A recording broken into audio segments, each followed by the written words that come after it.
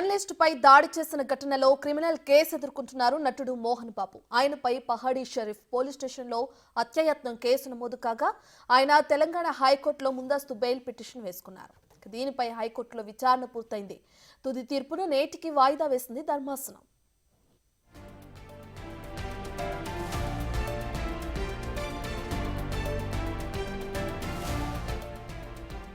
ఇక మోహన్ బాబుకు ముందస్తు బెయిల్ వస్తుందా రాదా అనే ఉత్కంఠ నెలకొంది. ఆయనకు బెయిల్ వస్తే ఓకే, రాకపోతే మాత్రం అరెస్ట్ అవటం ఖాయమంటూ టాక్ కూడా వినిపిస్తుంది. అరెస్ట్ అయిన తర్వాత మోహన్ బాబు రెగ్యులర్ బెయిల్ కు అప్లై చేసుకోవాల్సి ఉంటుంది. అయితే మోహన్ బాబు స్థానికంగా ఉన్నారని అఫిడవిట్ ను సమర్పించాలని కోర్టు లాయర్ను ఆదేశించింది. అది ఇచ్చిన తర్వాతే తుది తీర్పు రానుంది.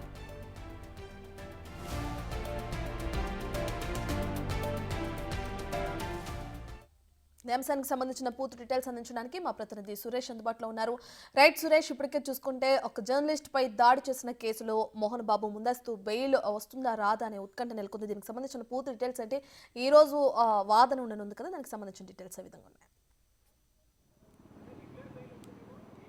మోహన్ బాబు మీడియాపై తన నివాసంలో దాడి చేయడం జరిగింది. ఆ దాడిలో ఒక జర్నలిస్ట్కి తీవ్ర గాయాలయ్యాయి. ఆ గాయాలతోనే attempt to murder case Mohan బాబుపై నమోదు కావడం జరిగింది. దీనిపైన ఆయన హైకోర్టులో ముందస్తు బెయిల్ ఇవ్వాలంటూ కూడా పిటిషన్ దాఖలు చేశారు. ఈ పిటిషన్ పైన గత గురువారం విచారణ జరిగింది, వాదనలు కూడా ముగిశాయి. తీర్పును ఈరోజు వెల్లడిస్తామని చెప్పేసి కూడా హైకోర్టు ఆర్డర్స్ స్పష్టం చేయడం జరిగింది. ఆ లోపు అఫిడవిట్లు కూడా దాఖలు చేయాలని చెప్పేసి న్యాయమూర్తి ఆదేశించడం జరిగింది. అయితే మోహన్ బాబుకు సంబంధించి ఆయన దుబాయ్ పారిపోయాడు, పోలీసులు అరెస్ట్ చేస్తారని చెప్పేసి సమాచారంతోనే ఆయన ఇక్కడ లేకుండా పారిపోయాడని చెప్పేసి కూడా పీపీ వాదనలు వినిపించిన సమయంలో మోహన్ బాబు తరపు న్యాయవాది మోహన్ బాబు ఎక్కడికి పోలేదు, అతను హైదరాబాద్లోనే ఉన్నాడు అని చెప్పేసి కూడా న్యాయమూర్తికి ముందు వాదనలు వినిపించడం జరిగింది.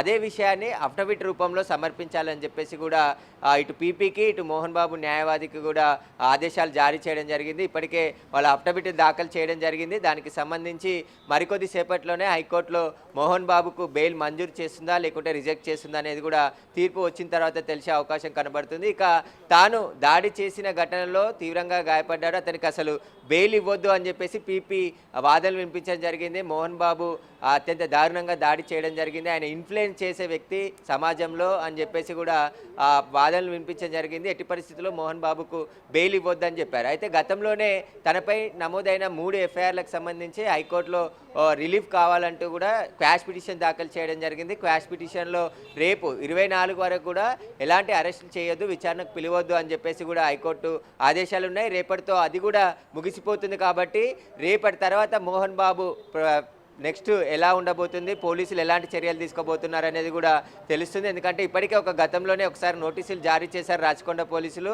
అయినప్పటికీ ఆ నోటీసులను కూడా హైకోర్టులో సవాల్ చేశాడు మోహన్ బాబు. కాబట్టి ఇప్పుడు ఈ కేసులో బెయిల్ రాకున్నా, ఒకవేళ బెయిల్ వచ్చినా కూడా మళ్ళీ పోలీస్ విచారణకి ఎదుర్కోవాల్సి ఉంటుంది. ఎందుకంటే రాచకొండ కమిషనర్ మెజిస్ట్రేట్ హోదాలో జారీ చేసిన నోటీసులకి ఈ నెల 24 వరకే టైం ఉంది. కాబట్టి రేపటితో అది కూడా ముగిస్తుంది. ఆ తర్వాత మరోసారి మోహన్ బాబుకు నోటీసులు జారీ చేస్తామని చెప్పేసి స్వయంగా రాచకొండ కమిషనర్ సుధీర్ బాబు చెప్పడం జరిగింది. ఇక మరికొద్ది సేపట్లోనే హైకోర్టులో మోహన్ బాబుకు సంబంధించిన బెయిల్ పిటిషన్పై ఆర్డర్స్ వచ్చే అవకాశం కనబడుతుంది.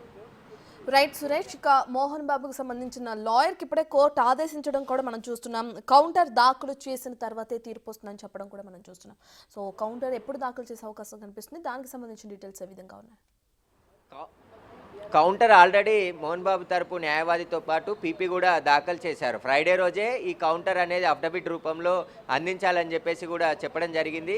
ఆ కౌంటర్ అందించిన తర్వాతే ఈరోజు తీర్పు వెల్లడిస్తామని చెప్పేసి కూడా న్యాయమూర్తి స్పష్టంగా చెప్పడం జరిగింది. ఎందుకంటే మోహన్ బాబు దాడి తర్వాత బాధితుడిని పరామర్శించి నేరుగా తిరుపతి వెళ్ళిపోయి ఇక్కడ జల్పల్లి నివాసంలో కూడా ఉండట్లేదు అని చెప్పేసి పోలీసులకి సమాచారం ఉంది. ఆయన తిరుపతిలో ఉన్నట్టు పోలీసులకి తెలియజేశాడు. కానీ అతను తిరుపతి నుంచి దుబాయ్కి పారిపోయాడని చెప్పేసి కూడా పీపీ వాదించిన సమయంలో ఇదే విషయాన్ని అతను ఎక్కడున్నాడనేది స్పష్టంగా అఫిడవిట్ దాఖలు చేయాలని చెప్పేసి కూడా మోహన్ బాబు తరపు సీనియర్ న్యాయవాదికి సూచన చేయమని ఆదేశాలు ఇవ్వడం జరిగింది. ఆ ఆదేశాలతో దానితోనే వాళ్ళు అఫిడవిట్ దాఖలు చేయడం జరిగింది. ప్రస్తుతం మోహన్ బాబు ఇంకా అజ్ఞాతంలోనే ఉన్నాడు. ఆయన ఇంకా మీడియా ముందుకు కానీ ట్విట్టర్ ఎక్స్ వేదిక కానీ ఇప్పటివరకు ఎలాంటి స్పందించలేదు.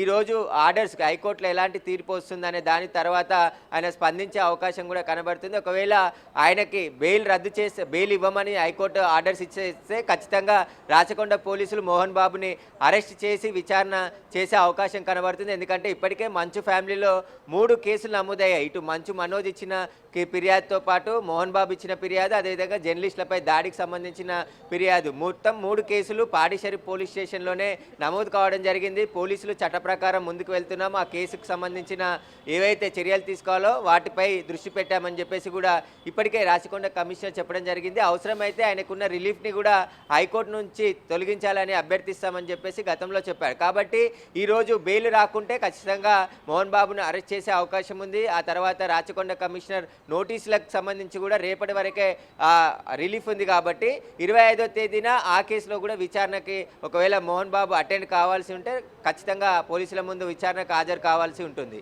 రైట్.